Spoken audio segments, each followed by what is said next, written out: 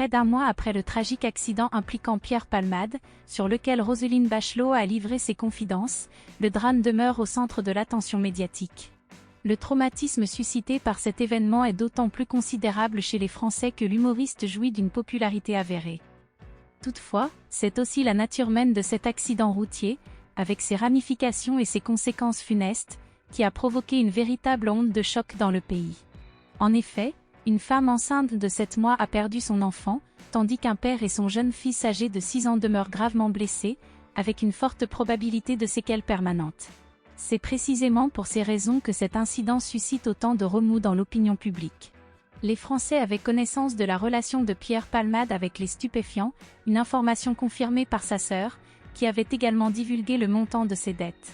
Toutefois, cette fois-ci, il est peu probable que le public soit indulgent envers lui. Samedi dernier, le 4 mars, Mathieu Delormeau a de nouveau abordé cette affaire en compagnie de ses chroniqueurs sur TPMP People. Vincent Perrault, animateur des années 90, qui avait une relation étroite avec le comédien, s'est joint à eux autour de la table.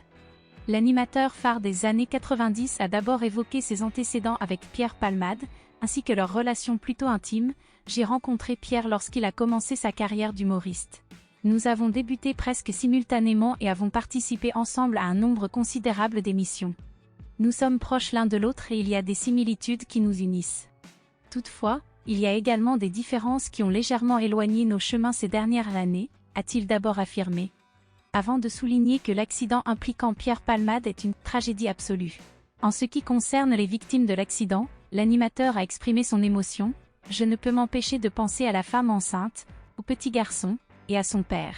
Et je ne peux m'empêcher de penser que Pierre a commis la plus grande erreur de sa vie.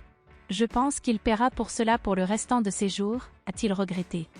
Il a également révélé qu'il avait vu l'humoriste pas longtemps avant l'accident, lors de l'enregistrement des grosses têtes.